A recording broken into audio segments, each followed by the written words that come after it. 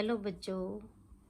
बटे आप डिस्कस कर रहे सी कैमिकल रिएक्शनस ऑफ फिनोल, जिहदे विच नैक्सट रिएक्शन बटे आप करते हैं reaction with acid chlorides and acid anhydrides. बिल्कुल अल्कोहल्स दे विच जिवें आपां रिएक्शन कीता सी बटे कि आपां एसिड क्लोराइड ते एनहाइड्राइड दे नाल जिहड़ा रिएक्शन हुंदा है उहदे विच एच है जिहड़ा वो असाइल ग्रुप दे नाल रिप्लेस हो जाता है, COCH3 या COR दे नाल रिप्लेस हो जाता है, जिन्हों असी असाइलेशन कहते हैं। ठीक है, बिल्कुल उस तरह रिएक्शन होएगा। फिनोल असी एसीटाइल क्लोराइड नाल रिएक्ट करते हैं तो HCl है जिहड़ा वो बाहर निकल जाएगा, COCH3O दे नाल अटैच हो जाएगा, H नूं रिप्लेस कर दिंदा असाइल ग्रुप। ठीक है, तो इसे नूं असी असाइलेशन रिएक्शन कहते हैं। इस तरह एनहाइड्राइड है जिहड़ा वो रिएक्ट करेगा फिनोल दे नाल, एक असाइल ग्रुप इहदे नाल अटैच होएगा, एक ਇਹਦੇ पूरे ग्रुप ਦੇ ਨਾਲ H है ਜਿਹੜਾ ਉਹ ਬਾਹਰ ਨਿਕਲ ਜਾਏਗਾ in the form of acid. ये एसिड बना लेगा CH3COOH।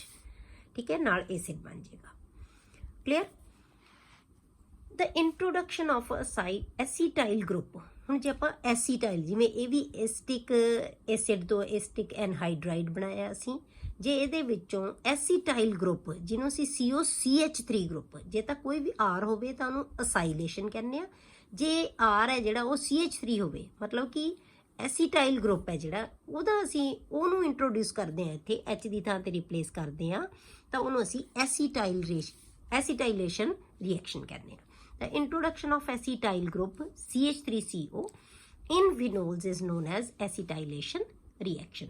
जिवें आपां अल्कोहल्स दे विच किहा सी उहदे विच भी एसीटाइलेशन करने आ, जे एसीटाइल ग्रुप ऐड करते हैं आपां मतलब सबसटीट्यूट करते हैं H नाल, तो जे असी फिनोल दे विच कहने आ उहनूं भी असी एसीटाइलेशन रिएक्शन ही कहांगे। ठीक है, हुण जे आपां बेटे सैलिसिलिक एसिड दी जे आपां एसीटाइलेशन कर दिंदे आ ना तो ਇਹਦੇ ਨਾਲ ਜਿਹੜਾ ਕੰਪਾਊਂਡ ਪ੍ਰੋਡਿਊਸ ਹੁੰਦਾ ਉਹਨੂੰ ਕਹਿੰਦੇ ਅਸੀਂ aspirin. एसीटाइलेशन of salicylic acid produces aspirin, acetyl salicylic acid, which has analgesic, anti-inflammatory and antipyretics property। ठीक है, ਇਹਦੀਆਂ ਇਹ ਪ੍ਰੋਪਰਟੀਜ਼ ਹੁੰਦੀਆਂ। ਹੁਣ ਆਪਾਂ ਲੈ ਲਿਆ ਸੈਲੀਸਿਲਿਕ ਐਸਿਡ। ਸੈਲੀਸਿਲਿਕ ਐਸਿਡ ਕਿਹਨੂੰ ਕਹਿੰਦੇ ਆ ਬੇਟੇ, ਜਿਹਦੇ ਵਿੱਚ COH ਤੇ OH ਗਰੁੱਪ ਆਰਥੋ ਪੋਜੀਸ਼ਨ ਤੇ ਹੁੰਦੇ ਆ, 1 ਐਂਡ 2 ਪੋਜੀਸ਼ਨ ਦੇ ਉੱਤੇ ਹੁੰਦੇ ਆ, ਸੈਲੀਸਿਲਿਕ ਐਸਿਡ ਕਹਿੰਦੇ ਆ ਆਪਾਂ ਇਹਨੂੰ। ਇਹਦੇ ਵਿੱਚ ਆਪਾਂ ਐਸਿਡ ਐਨਹਾਈਡਰਾਈਡ ਦੇ ਨਾਲ ਇਹਨੂੰ ਆਪਾਂ ਐਸਿਟਿਕ ਐਨਹਾਈਡਰਾਈਡ ਨਾਲ ਇਹਨੂੰ ਟ੍ਰੀਟ ਕੀਤਾ ਤਾਂ H ਹੈ ਜਿਹੜਾ ਕਾਹਦੇ ਨਾਲ ਰਿਪਲੇਸ ਹੋ ਜਾਏਗਾ ਬੇਟੇ, COCH3 ਗਰੁੱਪ ਦੇ ਨਾਲ, ਐਸੀਟਾਈਲ ਗਰੁੱਪ ਦੇ ਨਾਲ ਰਿਪਲੇਸ ਹੋ ਜਾਏਗਾ। ਤਾਂ ਬਾਕੀ ਦਾ ਜਿਹੜਾ CH3COO ਉਹ H ਲੈ ਕੇ एसिड की फॉर्म दे विच रिप्लेस हो जाएगा। ठीक है, तो इहनूं कहने एसीटाइल सैलीसिलिक एसिड, ये एसीटाइल ग्रुप आ गया, एसीटाइल सैलीसिलिक एसिड जिन्हों असीं एस्पिरिन कहते हैं। क्लियर। उस तो बाद आ गया बेटे इलैक्ट्रोफिलिक एरोमैटिक सबस्टिट्यूशन। ਹੁਣ ਐਰੋਮੈਟਿਕ ਸਬਸਟੀਟਿਊਸ਼ਨ ਦੇ ਵਿੱਚ ਕੀ ਹੈ ਕਿ ਬੇਟੇ ਫਿਨੋਲਸ ਦੇ ਵਿੱਚ ਬੇਟੇ ਜਦੋਂ ਅਸੀਂ ਕੋਈ ਵੀ ਗਰੁੱਪ ਐਡ ਕਰਦੇ ਹਾਂ ਇਹਦੀ ਪ੍ਰੈਜ਼ੈਂਸ ਦੇ ਵਿੱਚ ਬੈਂਜ਼ੀਨ ਰਿੰਗ ਦੇ ਵਿੱਚ ਜਦੋਂ ਕੋਈ ਅਟੈਚ ਹੋਏਗਾ ਤਾਂ ਉਹਨੂੰ ਅਸੀਂ ਐਰੋਮੈਟਿਕ ਸਬਸਟੀਟਿਊਸ਼ਨ ਕਹਿੰਦੇ ਹਾਂ। ਬੈਂਜ਼ੀਨ ਰਿੰਗ ਦੇ ਵਿੱਚ ਜਿਹੜੀ ਸਬਸਟੀਟਿਊਸ਼ਨ ਹੋਏਗੀ H ਨੂੰ ਰਿਪਲੇਸ ਕਰਕੇ ਕੋਈ ਗਰੁੱਪ ਆਏਗਾ ਤਾਂ ਉਹਨੂੰ ਅਸੀਂ ਐਰੋਮੈਟਿਕ ਸਬਸਟੀਟਿਊਸ਼ਨ ਕਹਿੰਦੇ ਹਾਂ। ਬੇਟੇ ਜਿਹੜੇ ਫਿਨੋਲਸ ਹੈ, ਫਿਨੋਲਸ ਦੇ ਵਿੱਚ OH ਗਰੁੱਪ ਹੈ ਨਾ ਜਿਹੜਾ, ਉਹ ਬੈਂਜ਼ੀਨ ਰਿੰਗ ਦੇ ਵਿੱਚ ਐਰੋਮੈਟਿਕ ਸਬਸਟੀਟਿਊਸ਼ਨ ਨੂੰ ਐਕਟੀਵੇਟ ਕਰ ਦਿੰਦਾ ਹੈ, ਮਤਲਬ ਉਹਨੂੰ ਉਹਦੀ ਰਿਐਕਟਿਵਿਟੀ ਨੂੰ ਵਧਾ ਦਿੰਦਾ ਹੈ। ਔਰ ਜਿਹੜਾ ਇਨਕਮਿੰਗ ਗਰੁੱਪ ਹੋਏਗਾ ਬੇਟੇ, ਜਿਹੜਾ ਮਤਲਬ ਕੀ ਹੈ ਇਲੈਕਟ੍ਰੋਫਾਈਲ ਨੇ ਅਟੈਕ ਕਰਨਾ ਹੈ ਜਿਹੜਾ, ਉਹ ਕਿੱਥੇ ਅਟੈਕ ਕਰੇਗਾ, ਆਰਥੋ ਤੇ ਪੈਰਾ ਪੋਜੀਸ਼ਨ ਦੇ ਉੱਤੇ, ਕਿਉਂਕਿ OH ਗਰੁੱਪ ਹੈ ਜਿਹੜਾ ਉਹ ਆਰਥੋ ਐਂਡ ਪੈਰਾ ਡਾਇਰੈਕਟਿੰਗ ਨੇਚਰ ਦਾ ਹੁੰਦਾ ਹੈ। दूसरा ग्रुप OH की प्रेजेंस ਦੇ ਵਿੱਚ ਜਿਹੜਾ दूसरा ग्रुप अटैच होएगा रिंग ਦੇ ਉੱਤੇ ਉਹ ਆਰਥੋ ਤੇ ਪੈਰਾ ਪੋਜੀਸ਼ਨ ਦੇ ਉੱਤੇ ਹੋਏਗਾ, ਕਿਉਂਕਿ ਇਲੈਕਟ੍ਰੋਨ ਦੀ ਡੈਂਸਿਟੀ ਹੈ ਨਾ ਜਿਹੜੀ ਬੇਟੇ ਉਹ ਕੀ ਹੈ ਆਰਥੋ ਤੇ ਪੈਰਾ ਪੋਜੀਸ਼ਨ ਦੇ ਉੱਤੇ ਵੱਧ ਜਾਂਦੀ ਹੈ। ਜਿਵੇਂ ਆਪਾਂ ਬੇਟੇ ਇਸ ਦੀ ਕਰੈਕਟਰ ਦੱਸਿਆ ਸੀ ਆਪਾਂ ਫਿਨੋਲਸ ਦਾ, ਜਿਵੇਂ ਆਪਾਂ ਲਿਆ ਸੀ ਰੈਜ਼ੋਨੈਂਸ ਸ਼ੋ ਕੀਤੀ ਸੀ OH ਦੀ ਪ੍ਰੈਜ਼ੈਂਸ ਦੇ ਵਿੱਚ ਆਰਥੋ ਤੇ ਪੈਰਾ ਪੋਜੀਸ਼ਨ ਦੇ ਉੱਤੇ। ਠੀਕ ਹੈ, ਆਰਥੋ ਪੋਜੀਸ਼ਨ ਤੇ ਪੈਰਾ ਪੋਜੀਸ਼ਨ ਦੇ ਉੱਤੇ ਨੈਗੇਟਿਵ ਚਾਰਜ ਆ ਜਾਂਦਾ ਹੈ। ਦੇਖੋ ਜਦੋਂ ਰੈਜ਼ੋਨੈਂਸ ਸ਼ੋ ਕਰਦੇ ਆ ਇਸ ਨੈਗੇਟਿਵ ਚਾਰਜ ਕਰਕੇ ਇਹਦੀ ਡੈਂਸਿਟੀ ਇੱਥੇ ਆਰਥੋ ਤੇ ਪੈਰਾ ਤੇ ਵੱਧ ਗਈ, ਇਸ ਕਰਕੇ ਆਸਾਨੀ ਨਾਲ ਇਲੈਕਟ੍ਰੋਫਾਈਲ ਹੈ ਜਿਹੜਾ ਉਹ ਇਹਦੇ ਤੇ ਅਟੈਕ ਕਰ ਸਕਦਾ ਹੈ। ਇਲੈਕਟ੍ਰੋਫਾਈਲ ਕੀ ਹੁੰਦਾ ਹੈ, ਜਿਹੜਾ ਇਲੈਕਟ੍ਰੋਨ ਲਵਿੰਗ ਹੁੰਦਾ ਹੈ। ਜਿਹਦੇ ਉੱਤੇ ਪੋਜ਼ਿਟਿਵ ਚਾਰਜ ਹੋਏਗਾ। ਇਹ ਬਹੁਤ ਆਸਾਨੀ ਨਾਲ ਇਹਨਾਂ ਪੋਜੀਸ਼ਨਸ ਦੇ ਉੱਤੇ ਅਟੈਕ ਕਰ ਸਕਦਾ ਹੈ। ਇਸੇ ਕਰਕੇ ਅਸੀਂ OH ਗਰੁੱਪ ਨੂੰ ਕੀ ਕਹਿੰਦੇ ਆ, ortho and para directing in nature. Clear ਹੋ ਗਿਆ? ਰੈਜ਼ੋਨੈਂਸ ਦੇ ਨਾਲ ਆਪਾਂ ਇਹਨੂੰ ਸ਼ੋ ਕਰ ਸਕਦੇ ਹਾਂ। ਹੁਣ ਬੇਟੇ ਆਪਾਂ ਕੁਝ ਕਾਮਨ ਇਲੈਕਟ੍ਰੋਫਿਲਿਕ ਸਬਸਟੀਟਿਊਸ਼ਨ ਰਿਐਕਸ਼ਨ ਕਰਦੇ ਹਾਂ ਜਿਹੜੇ ਫਿਨੋਲਸ ਦੇ ਵਿੱਚ ਹੁੰਦੇ ਆ। ਸਭ ਤੋਂ ਪਹਿਲਾਂ ਆਪਾਂ ਲੈਂਦੇ ਹਾਂ ਹੈਲੋਜੀਨੇਸ਼ਨ। ਹੈਲੋਜੀਨੇਸ਼ਨ ਬੇਟੇ ਜਿਵੇਂ ਆਪਾਂ ਬੈਂਜ਼ੀਨ ਰਿੰਗ ਦੇ ਵਿੱਚ ਹੈਲੋਜੀਨੇਸ਼ਨ ਕੀਤੀ ਸੀ, ਜੇ ਤੁਹਾਨੂੰ ਯਾਦ ਹੋਵੇ ਤਾਂ ਆਪਾਂ +1 ਦੇ ਵਿੱਚ ਰਿਐਕਸ਼ਨ ਇਹ ਕੀਤੇ ਸੀ, ਹੈਲੋਜੀਨੇਸ਼ਨ, ਨਾਈਟ੍ਰੇਸ਼ਨ, ਸਲਫੋਨੇਸ਼ਨ, ਫਰੀਡਲ ਕਰਾਫਟ, ਅਲਕਾਈਲੇਸ਼ਨ, ਅਸਾਈਲੇਸ਼ਨ, ਇਹ ਸਾਰੇ ਰਿਐਕਸ਼ਨ ਕੀਤੇ ਹੋਏ ਆਪਾਂ। ਪਰ ਆਪਾਂ ਕਿਹਦੇ 'ਚ ਕੀਤੇ ਸੀ ਬੇਟੇ? ਬੈਂਜ਼ੀਨ ਰਿੰਗ ਦੇ ਵਿੱਚ ਕੀਤੇ ਸੀ। ਆਪਾਂ ਕਿਹਾ ਕਿ ਇਹ ਰਿਐਕਸ਼ਨ ਨੂੰ ਦੀ ਰਿਐਕਟਿਵਿਟੀ ਨੂੰ ਵਧਾ ਦਿੰਦਾ। OH ਗਰੁੱਪ ਤੇ ਆਰਥੋ ਤੇ ਪੈਰਾ ਪੋਜੀਸ਼ਨ ਤੇ ਆਏਗਾ, ਜਿਹੜਾ ਵੀ ਗਰੁੱਪ ਅਸੀਂ ਲਗਾਵਾਂਗੇ। ਜੇ ਅਸੀਂ ਹੈਲੋਜਨੇਸ਼ਨ ਕਰਨੀ ਹੈ ਤਾਂ ਹੈਲੋਜਨ ਗਰੁੱਪ ਆਰਥੋ ਜਾਂ ਪੈਰਾ ਪੋਜੀਸ਼ਨ ਤੇ ਆਏਗਾ। ਠੀਕ ਹੈ। ਆਪਾਂ ਜਿਹੜੇ ਬੈਂਜ਼ੀਨ ਰਿੰਗ ਦੇ ਵਿੱਚ ਰਿਐਕਸ਼ਨ ਕੀਤੇ ਸੀ ਬੇਟੇ, ਕਿ ਅਸੀਂ ਕੋਈ ਵੀ ਐਡੀਸ਼ਨ ਕਰਦੇ ਹਾਂ, Br2 ਦਾ ਕਰਦੇ ਹਾਂ, Cl2 ਦਾ ਕਰਦੇ ਹਾਂ ਜਾਂ I2 ਦਾ ਕਰਦੇ ਹਾਂ, ਉਹ ਕਿਹਦੀ ਪ੍ਰੈਜ਼ੈਂਸ 'ਚ ਕਰਦੇ ਸੀ? ਹੈਲੋਜਨ ਕੈਰੀਅਰ ਦੀ ਪ੍ਰੈਜ਼ੈਂਸ ਦੇ ਵਿੱਚ ਕਰਦੇ ਸੀ। ਠੀਕ ਹੈ। ਪਰ ਜਿਹੜੇ ਇਹ ਰਿਐਕਸ਼ਨ ਹੈ ਨਾ ਬੇਟੇ, ਇਹ ਜੇ ਅਸੀਂ ਲੋ ਪੋਲੈਰਿਟੀ ਵਾਲੇ ਸੋਲਵੈਂਟਸ ਦੇ ਵਿੱਚ ਰਿਐਕਸ਼ਨ ਕਰਦੇ ਹਾਂ ਤੇ ਇਹ ਹੈਲੋਜਨ ਕੈਰੀਅਰ ਦੀ ਤੋਂ ਬਿਨਾਂ ਵੀ ਇਹ ਰਿਐਕਸ਼ਨ ਹੈ ਜਿਹੜੇ ਉਹ ਹੋ ਜਾਂਦੇ ਹੈ। ਠੀਕ ਹੈ। When the reaction of phenol with bromine is carried out in solvent of low polarity such as CHCl3 or CS2, ਇਹਨਾਂ ਦੀ presence at low temperature monobromophenol are formed। ਤਾਂ monobromophenol ਹੈ ਜਿਹੜੇ ਉਹ ਬਣ ਜਾਂਦੇ ਆ। ਮਤਲਬ ਕਿ ਇਹ ਜਿਹੜਾ ਇੱਕੋ ਹੀ ਗਰੁੱਪ ਲੱਗੇਗਾ, ਬ੍ਰੋਮੀਨ ਕਿੱਥੇ ਲੱਗੇਗਾ? ਆਰਥੋ ਜਾਂ ਪੈਰਾ ਪੋਜੀਸ਼ਨ ਦੇ ਉੱਤੇ। ਜਿਹੜਾ ਆਰਥੋ ਪੋਜੀਸ਼ਨ ਵਾਲਾ ਹੈ ਇਹ ਮਾਈਨਰ ਪ੍ਰੋਡਕਟ ਬਣੇਗੀ, ਜਿਹੜੀ ਪੈਰਾ ਉਹ ਮੇਜਰ ਪ੍ਰੋਡਕਟ। ਕਿਉਂ? ਕਿਉਂਕਿ ਦੋਨੋਂ ਗਰੁੱਪ ਹੈ ਜਿਹੜੇ ਉਹ ਆਪੋਜ਼ਿਟ ਹੋ ਜਾਣਗੇ, ਦੂਰ ਹੋ ਜਾਣਗੇ ਇੱਕ ਦੂਜੇ ਤੋਂ। ਠੀਕ ਹੈ। ਹੁਣ ਜਿਹੜੀ ਪੋਲਰਾਈਜੇਸ਼ਨ ਹੈ ਨਾ Br2 ਦੀ, ਜਿਹੜਾ ਇਹਨੇ ਇਲੈਕਟ੍ਰੋਫਾਈਲ ਬਣਾਉਣਾ ਹੈ ਬੇਟੇ, ਉਹ ਜਿਹੜਾ ਆਪਾਂ ਪਹਿਲਾਂ ਬੈਂਜ਼ੀਨ ਰਿੰਗ ਦੇ ਵਿੱਚ ਕੀਤਾ ਸੀ, ਹੈਲੋਜਨ ਕੈਰੀਅਰ ਦੀ ਪ੍ਰੈਜ਼ੈਂਸ ਦੇ ਵਿੱਚ ਹੁੰਦਾ ਹੈ।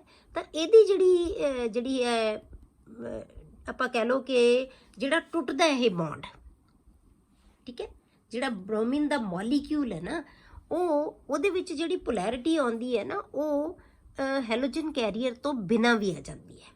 In phenols, the polarization of bromine molecule takes place even in the absence of Lewis acid. Lewis acid ਆਪਾਂ ਹੈਲੋਜਨ ਕੈਰੀਅਰ ਜਿਹਨੂੰ ਕਹਿੰਦਾ ਸੀ FeCl3 ਜਾਂ AlCl3 ਦੀ ਪ੍ਰੈਜ਼ੈਂਸ ਦੇ ਵਿੱਚ ਆਪਾਂ ਰਿਐਕਸ਼ਨ ਕਰਦੇ ਸੀ, ਉਹਨਾਂ ਦੀ ਐਬਸੈਂਸ ਦੇ ਵਿੱਚ ਵੀ ਇਹ ਜਿਹੜੀ ਪੋਲਰਾਈਜੇਸ਼ਨ ਆ ਦੀ ਹੋ ਜਾਂਦੀ ਹੈ, ਕਿਉਂਕਿ ਇੱਥੇ ਬਹੁਤ ਨੈਗੇਟਿਵ ਚਾਰਜ ਹੈ। ਤਾਂ ਇਹਦੇ ਕਰਕੇ ਇਹਦੇ ਵਿੱਚ ਹੈਟਰੋਲਿਸਿਸ ਹੋ ਜਾਏਗੀ, ਨੈਗੇਟਿਵ ਤੇ ਪੋਜ਼ਿਟਿਵ ਚਾਰਜ ਬਣ ਜਾਏਗਾ। ਠੀਕ ਹੈ। Due to highly activating effect of OH, ਕਿ ਇਹਨਾਂ ਦੀ ਐਬਸੈਂਸ ਦੇ ਵਿੱਚ ਕਿਉਂ ਹੋ ਜਾਂਦਾ ਹੈ? ਕਿਉਂਕਿ ਜਿਹੜਾ OH ਗਰੁੱਪ ਹੈ ਇਹਨੂੰ ਬਹੁਤ ਐਕਟੀਵੇਟ ਕਰ ਦਿੰਦਾ, ਬਟ ਇਹਦੇ ਉੱਤੇ ਨੈਗੇਟਿਵ ਚਾਰਜ ਆ ਜਾਂਦਾ ਹੈ। ਬਹੁਤ ਹੁੰਦਾ ਹੀ ਨੈਗੇਟਿਵ ਚਾਰਜ ਹੈ ਜਦੋਂ, ਤਾਂ ਫਿਰ ਇਹਨੂੰ ਕੀ ਹੈ, ਇਹਦੇ ਵਿੱਚ ਪੋਲੈਰਿਟੀ ਆ ਜਾਏਗੀ, ਪੋਲਰਾਈਜ਼ ਕਰ ਦੇਗਾ ਇਹਨੂੰ। ਕਲੀਅਰ।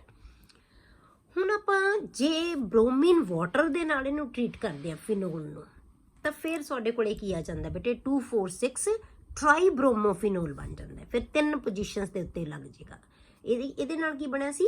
ਮੋਨੋਬ੍ਰੋਮੋ, ਇੱਕ ਹੀ ਜਿਹੜਾ ਹੈਗਾ ਬ੍ਰੋਮੋ ਗਰੁੱਪ ਲੱਗੇਗਾ। ਇਹਦੇ ਵਿੱਚ ਆ ਜਾਂਦਾ ਬੇਟਾ ਟ੍ਰਾਈਬ੍ਰੋਮੋ। ਠੀਕ ਹੈ। 2,4 ਔਰ ਦੋਨੋਂ ਆਰਥੋ ਪੋਜੀਸ਼ਨਸ ਤੇ ਪੈਰਾ ਪੋਜੀਸ਼ਨ, ਟ੍ਰਾਈਬ੍ਰੋਮੋ ਫਿਨੋਲ ਹੈ ਜਿਹੜਾ ਉਹ ਬਣ ਜਾਂਦਾ ਹੈ ਜੇ ਆਪਾਂ ਬ੍ਰੋਮੀਨ ਵਾਟਰ ਨਾਲ। When phenol is treated with bromine water, 2,4,6 tribromophenol is formed as white precipitate. Clear. ਅੱਗੇ ਬੇਟੇ ਆਪਾਂ ਕਰਦੇ ਹਾਂ ਨਾਈਟ੍ਰੇਸ਼ਨ। ਨਾਈਟ੍ਰੇਸ਼ਨ ਹੈ ਬੇਟੇ ਜਿਹੜੀ ਉਹ ਦੋਨੋਂ ਤਰ੍ਹਾਂ ਦੇ ਐਸਿਡਸ ਨਾਲ ਹੁੰਦੀ ਹੈ, ਡਾਇਲੂਟ ਨਾਲ ਵੀ ਤੇ ਕੰਸਨਟ੍ਰੇਟਡ ਨਾਲ ਵੀ। ਠੀਕ ਹੈ। ਆਪਾਂ ਦੋਨਾਂ ਨੂੰ ਡਿਸਕਸ ਕਰਾਂਗੇ। With dilute nitric acid at low temperature 298 Kelvin, phenol yields a mixture of ortho and para ਨਾਈਟ੍ਰੋਫਿਨੋਲ।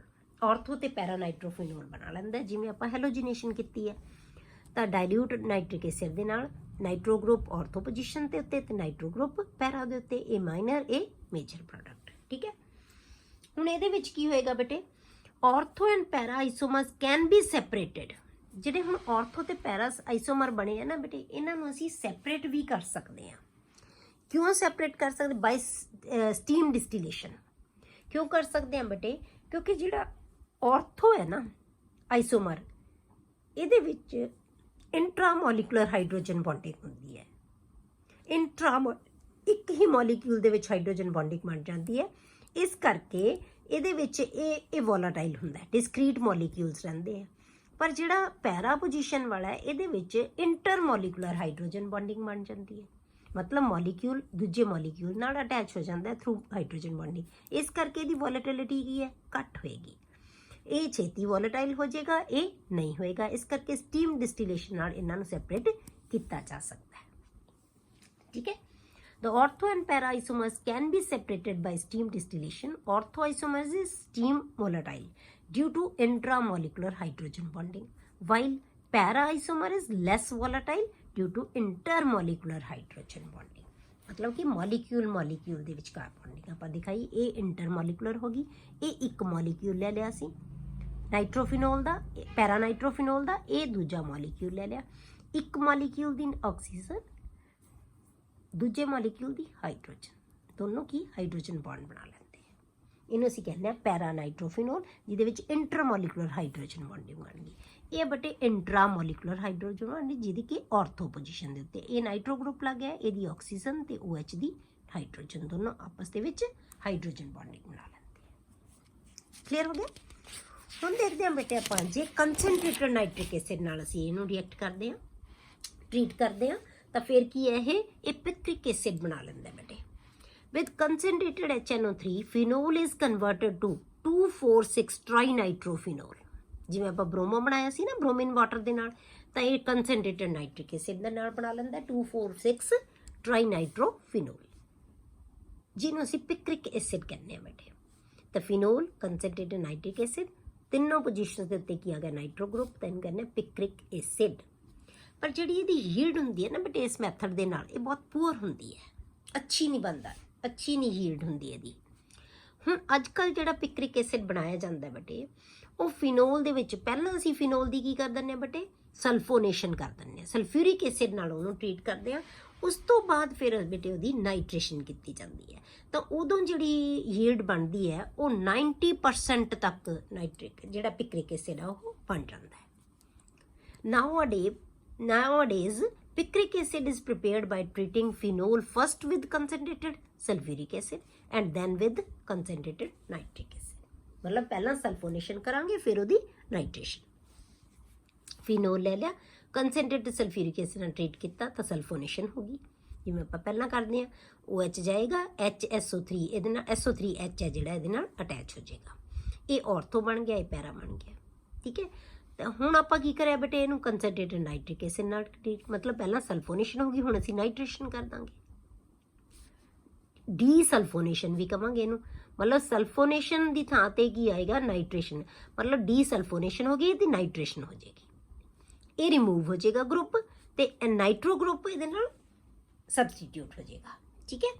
ਤਾਂ ਇਸੇ ਕਰਕੇ ਇਹਨੂੰ ਡੀਸਲਫੋਨੇਸ਼ਨ ਵੀ ਕਹਿ ਦਿੰਦੇ ਆ ਤੇ ਨਾਈਟ੍ਰੇਸ਼ਨ ਵੀ ਕਹਿ ਦਿੰਦੇ ਆ। ਤੇ ਤਿੰਨੋਂ ਪੋਜੀਸ਼ਨ ਦੇ ਉੱਤੇ ਕੀ ਆ ਜਾਂਦਾ ਹੈ, ਨਾਈਟ੍ਰਿਕ ਐਸਿਡ ਨਾਈਟ੍ਰੋ ਗਰੁੱਪ, ਇਹਨੂੰ ਕਹਿੰਦੇ ਅਸੀਂ ਪਿਕਰਿਕ ਐਸਿਡ।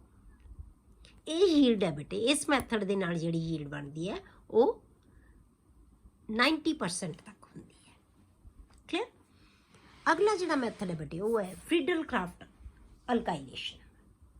ਫਰੀਡਲ ਕਰਾਫਟ ਅਲਕਾਈਲੇਸ਼ਨ ਹੈ ਜਿਹੜੀ, ਇਹਦੇ ਵਿੱਚ ਕੀ ਹੁੰਦਾ ਬੇਟੇ, ਆਪਾਂ ਜਿਹੜਾ ਅਲਕਾਈਲ ਗਰੁੱਪ ਹੈ ਉਹ ਅਸੀਂ ਐਡ ਕਰ ਦਿੰਦੇ ਹਾਂ, ਇਹਦੇ ਨਾਲ ਐਡ ਹੋ ਜਾਏਗਾ। ਮਤਲਬ ਕੀ ਹੈ, ਕੋਈ ਕਿਤੇ ਵੀ ਬੈਂਜ਼ੀਨ ਦੇ ਵਿੱਚ ਅਲਕਾਈਲ ਗਰੁੱਪ ਹੈ ਜਿਹੜਾ ਉਹ ਲੱਗਣਾ ਹੈ, ਜਿਹੜਾ ਉਹਨੂੰ ਅਸੀਂ ਕਹਿੰਦੇ ਹਾਂ ਅਲਕਾਈਲੇਸ਼ਨ। ਤਾਂ ਫਿਨੋਲ ਦੇ ਵਿੱਚ ਕੀ ਆ, ਆਪਾਂ ਪਹਿਲਾਂ ਬੈਂਜ਼ੀਨ ਦੇ ਵਿੱਚ ਕੀਤੀ ਸੀ, ਹੁਣ ਆਪਾਂ ਫਿਨੋਲ ਦੇ ਵਿੱਚ ਕਰਦੇ ਹਾਂ। ਇਸੇ ਅਲਕਾਈਲੇਸ਼ਨ ਨੂੰ ਇਹ ਕੀ ਕਰ ਦਿੰਦਾ, ਐਕਟੀਵੇਟ ਕਰ ਦਿੰਦਾ ਹੈ, ਮਤਲਬ ਉਹ ਤੋਂ ਵੀ ਆਸਾਨੀ ਨਾਲ ਹੋ ਜਾਂਦਾ ਹੈ। ਠੀਕ ਹੈ। ਤਾਂ CH3Cl ਮਿਥਾਈਲ ਕਲੋਰਾਈਡ ਲਿਆ ਆਪਾਂ ਐਨਹਾਈਡਰਸ AlCl3 ਦੀ ਪ੍ਰੈਜ਼ੈਂਸ ਦੇ ਵਿੱਚ, ਤਾਂ ਆਰਥੋ ਤੇ ਪੈਰਾ ਪੋਜੀਸ਼ਨ ਦੋਨਾਂ ਦੇ ਉੱਤੇ ਕੀ ਆ ਜਾਏਗਾ, CH3 ਗਰੁੱਪ ਆ ਜਾਏਗਾ। ਇੱਥੋਂ Cl ਤੇ ਇੱਥੋਂ H ਜਾਏਗਾ, HCl ਬਾਹਰ ਨਿਕਲ ਜਾਏਗਾ। ਠੀਕ ਹੈ। ਤਾਂ ਇਹ ਸਾਡੇ ਕੋਲੇ ਕੀ ਆ ਗਿਆ ਬੇਟੇ, 2 ਮਿਥਾਈਲ ਫਿਨੋਲ ਤੇ ਇਹ ਆ ਜਾਏਗਾ 4 ਮਿਥਾਈਲ ਫਿਨੋਲ।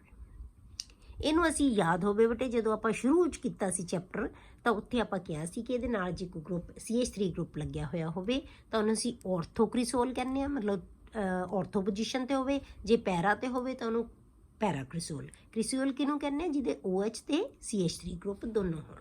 ਤਾਂ ਆਰਥੋ ਤੇ ਪੈਰਾ ਸੀ ਪੋਜੀਸ਼ਨਸ ਦੇ ਅਕੋਰਡਿੰਗ ਲਗਾਉਂਦੇ ਆ, ਆਰਥੋਕ੍ਰਿਸੋਲ and ਪੈਰਾਕ੍ਰਿਸੋਲ। the yield of alkyl phenol is low. AlCl3 coordinate with oxygen. ਹੁਣ ਇਹਦੀ ਹੀਲਡ ਹੈ ਨਾ ਜਿਹੜੀ ਘੱਟ ਬਣਦੀ ਹੈ ਬੇਟੇ, ਕਿਉਂਕਿ AlCl3 ਹੈ ਜਿਹੜਾ ਇਹ ਇਹਨੂੰ ਜਿਹੜਾ ਹੈਗਾ ਬ੍ਰੇਕ ਕਰਦਾ ਹੈ, ਇਹਦੇ ਤੋਂ Cl ਗੇਨ ਕਰ ਲੈਂਦਾ ਹੈ ਤਾਂ CH3 ਰਿਲੀਜ਼ ਹੋ ਜਾਂਦਾ ਹੈ, ਉਹ ਇਲੈਕਟ੍ਰੋਫਾਈਲ ਹੈ, ਇਹਦੇ ਤੇ ਅਟੈਕ ਕਰ ਦੇਗਾ ਕਿਉਂਕਿ ਇਹਦੇ ਤੇ ਨੈਗੇਟਿਵ ਚਾਰਜ ਹੈਗਾ ਔਰਥੋ ਪੋਜੀਸ਼ਨ ਤੇ ਪੈਰਾ ਪੋਜੀਸ਼ਨ ਦੇ ਉੱਤੇ। ਪਰ ਬੇਟੇ ਇਹ ਜਿਹੜਾ AlCl3 ਹੈ ਨਾ, ਇਹ ਕੀ ਕਰਦਾ ਹੈ, ਇਹਦੀ ਆਕਸੀਜਨ ਦੇ ਨਾਲ ਕੋਆਰਡੀਨੇਟ ਹੋ, ਕਿਉਂਕਿ ਇੱਥੇ ਇਹਦੇ ਕੋਲ ਲੋਨ ਪੇਅਰ ਆਫ ਇਲੈਕਟ੍ਰੋਨ ਹੈ, ਇਹਨੂੰ ਤੋੜਨ ਦੀ ਬਜਾਏ ਇਹਦੇ ਨਾਲ ਆਸਾਨੀ ਨਾਲ ਕੋਆਰਡੀਨੇਟ ਬੌਂਡ ਬਣਾ ਲੈਂਦਾ ਹੈ, ਮਤਲਬ ਇਹਦੇ ਤੋਂ ਇਲੈਕਟ੍ਰੋਨ ਹੈ ਜਿਹੜਾ ਉਹ ਰਿਸੀਵ ਕਰ ਸਕਦਾ ਹੈ। ਇਸ ਕਰਕੇ ਇਹਦੀ ਹੀਲਡ ਹੈ ਜਿਹੜੀ ਉਹ ਜ਼ਿਆਦਾ ਨਹੀਂ ਹੁੰਦੀ, ਠੀਕ ਹੈ, ਇਸ ਕਰਕੇ ਲੋ ਹੁੰਦੀ ਹੈ ਇਹਦੀ ਹੀਲਡ। ਕਿਉਂ? ਕਿਉਂਕਿ ਜਿਹੜਾ ਇਹ ਲਿਊਇਸ ਐਸਿਡ ਜਿਹਨੂੰ ਕਹਿੰਦੇ ਅਸੀਂ ਇਲੈਕਟ੍ਰੋਨ ਡੈਫੀਸ਼ੀਐਂਟ, ਤਾਂ ਇਹ ਕੀ ਕਰਦਾ ਹੈ, ਇਲੈਕਟ੍ਰੋਨ ਦੇ ਪੇਅਰ ਦੇ ਉੱਤੇ ਅਟੈਕ ਕਰਕੇ ਉਹਦੇ ਨਾਲ ਕੋਆਰਡੀਨੇਟ ਬੌਂਡ ਬਣਾ ਲੈਂਦਾ ਹੈ, ਇਸ ਕਰਕੇ ਇਹਦੀ ਹੀਲਡ ਹੈ ਜਿਹੜੀ ਉਹ ਅੱਛੀ ਨਹੀਂ ਹੁੰਦੀ। ਕਲੀਅਰ? ਅਗਲਾ ਰਿਐਕਸ਼ਨ ਹੈ ਬਤੇ ਰਿਐਕਸ਼ਨ ਵਿਦ ਜ਼ਿੰਕ ਡਸਟ। ਜਦੋਂ ਜ਼ਿੰਕ ਡਸਟ ਦੇ ਨਾਲ, ਇਹ ਬਹੁਤ ਕਾਮਨ ਰਿਐਕਸ਼ਨ ਹੈ ਬੇਟੇ, ਕਈ ਵਾਰੀ ਤੁਹਾਨੂੰ ਕੁਐਸਚਨ 'ਚ ਆ ਜਾਂਦਾ 1 ਨੰਬਰ ਦੇ ਵਿੱਚ, ਰਿਐਕਸ਼ਨ ਵਿਦ ਜ਼ਿੰਕ ਡਸਟ, ਤਾਂ ਫਿਨੋਲ ਹੈ ਜਿਹੜੀ ਉਹ ਬੈਂਜ਼ੀਨ ਦੇ ਵਿੱਚ ਰਿਡਿਊਸ ਹੋ ਜਾਂਦੀ ਹੈ, ਬੈਂਜ਼ੀਨ ਦੇ ਵਿੱਚ ਕਨਵਰਟ ਹੋ ਜਾਂਦੀ ਹੈ ਇਹ ਜਦੋਂ ਜ਼ਿੰਕ ਡਸਟ ਦੇ ਨਾਲ ਇਹਨੂੰ ਰਿਐਕਟ ਕਰਦੇ ਆ। ਫਿਨੋਲ ਪਲੱਸ ਜ਼ਿੰਕ ਤਾਂ ਕੀ ਬਣ ਜਾਏਗਾ, ਇੱਥੋਂ OH ਗਰੁੱਪ ਜਾਏਗਾ ਤੇ H ਇਹਦੇ ਨਾਲ ਐਡ ਹੋ ਜਾਏਗਾ, ਠੀਕ ਹੈ। ਤਾਂ ਰਿਡਕਸ਼ਨ ਤਾਂ ਹੀ ਕਹਿੰਦੇ ਐਡੀਸ਼ਨ ਆਫ ਹਾਈਡਰੋਜਨ, ਇਹਦੇ ਨਾਲ ਮਤਲਬ ਕੀ ਹੈ, ਇਹ ਬੈਂਜ਼ੀਨ ਬਣ ਗਿਆ ਤਾਂ ਕੀ ਹੈ, ਇੱਥੇ ZnO ਬਣ ਜਾਏਗਾ, ਜ਼ਿੰਕ ਆਕਸਾਈਡ, ਜ਼ਿੰਕ ਦੀ ਆਕਸੀਡੇਸ਼ਨ ਹੋ ਗਈ ਤੇ ਫਿਨੋਲ ਦੀ ਰਿਡਕਸ਼ਨ ਹੋ ਗਈ। ਕਲੀਅਰ? ਤਾਂ ਇਹਨੇ ਕੀ ਬਣਾ ਲਿਆ, ਬੈਂਜ਼ੀਨ। ਫਿਨੋਲ ਇਜ਼ ਰਿਡਿਊਸਡ ਟੂ ਬੈਂਜ਼ੀਨ, ਬੈਂਜ਼ੀਨ ਦੇ ਵਿੱਚ ਕਨਵਰਟ ਹੋ ਜਾਏਗਾ। ਅੱਗੇ ਬਟੇ ਰਿਐਕਸ਼ਨ ਵਿਦ ਅਮੋਨੀਆ। ਹੁਣ ਅਮੋਨੀਆ ਦੇ ਨਾਲ ਜਦੋਂ ਰਿਐਕਟ ਕਰੇਗਾ ਫਿਨੋਲ ਤਾਂ ਕੀ ਬਣਾ ਦੇਗਾ ਇਹ, ਐਨੀਲੀਨ। ਫਿਨੋਲ ਪਲੱਸ NH3 ਐਨਹਾਈਡਰਸ ZnCl2 ਦੀ ਪ੍ਰੈਜ਼ੈਂਸ ਦੇ ਵਿੱਚ ਰਿਐਕਟ ਕਰੇਗਾ ਤਾਂ ਕੀ ਆ ਜਾਏਗਾ, NH2 ਦੇ ਨਾਲ ਰਿਪਲੇਸ ਹੋ ਜਾਏਗਾ ਪਲੱਸ H2O, H ਇੱਥੋਂ ਜਾਏਗਾ, OH ਇੱਥੋਂ ਜਾਏਗਾ ਤੇ NH2 ਗਰੁੱਪ ਇੱਥੇ ਆ ਜਾਏਗਾ। ਜਿਵੇਂ ਆਪਾਂ ਐਮੀਨਸ ਬਣਾਏ ਸੀ ਉਸੇ ਤਰ੍ਹਾਂ ਕੀ ਹੈ, ਇਹ ਕੀ ਆਏਗਾ, ਐਮੀਨ ਗਰੁੱਪ ਇਹਦੇ ਨਾਲ ਅਟੈਚ ਹੋ ਜਾਏਗਾ ਤੇ ਇਹਨੂੰ ਅਸੀਂ ਐਨੀਲੀਨ ਕਹਿੰਦੇ ਹਾਂ। ਕਲੀਅਰ ਹੋ ਗਿਆ? ਇਹ ਜਦੋਂ ਆਪਾਂ ਅਲਕੋਹਲ ਦੇ ਵਿੱਚ ਵੀ ਹੀ ਰਿਐਕਸ਼ਨ ਕੀਤਾ ਸੀ ਨਾ, ਇੱਥੇ ਆਪਾਂ ROH ਲਿਆ ਸੀ ਤੇ OH ਨੂੰ ਰਿਪਲੇਸ, OH ਇੱਥੋਂ ਜਾਂਦਾ ਹੈ, ਇਹਦੇ ਤੋਂ H ਜਾਏਗਾ ਤਾਂ ਅਮੀਨ ਬਣ ਗਏ ਸੀ। ਫਰਦਰ ਚੱਲ ਆਪਾਂ ਅਲਕੋਹਲ ਦੇ ਵਿੱਚ ਪੜ੍ਹਿਆ ਸੀ ਕਿ ਪ੍ਰਾਇਮਰੀ ਅਮੀਨ, ਸੈਕੰਡਰੀ ਅਮੀਨਸ ਪੜ੍ਹੇ ਸੀ ਨਾ ਆਪਾਂ, ਤੇ ਉਸੇ ਤਰ੍ਹਾਂ ਇਹਦੇ ਵਿੱਚ ਵੀ ਰਿਐਕਸ਼ਨ ਹੁੰਦਾ ਜਿਹਨੂੰ ਆਪਾਂ ਰਿਐਕਸ਼ਨ ਵਿਦ ਅਮੋਨੀਆ ਕਹਿੰਦੇ ਹਾਂ, ਠੀਕ ਹੈ। ਤਾਂ ਐਨੀਲੀਨ ਦੀ, ਇਹਨੂੰ ਆਪਾਂ ਨਾਮ ਹੈ ਜਿਹੜਾ ਉਹ ਕੀ ਹੈ, ਐਨੀਲੀਨ, ਐਨੀਲੀਨ ਦੀ ਪ੍ਰੈਪਰੇਸ਼ਨ ਹੋ ਜਾਂਦੀ ਹੈ, ਠੀਕ ਹੈ। ਨੈਕਸਟ ਰਿਐਕਸ਼ਨਸ ਬੇਟੇ ਆਪਾਂ ਕੁਝ ਰਿਐਕਸ਼ਨ ਇਹਦੇ ਹੋਰ ਹੈ, ਉਹ ਨੈਕਸਟ ਲੈਕਚਰ ਦੇ ਵਿੱਚ ਡਿਸਕਸ ਕਰਾਂਗੇ।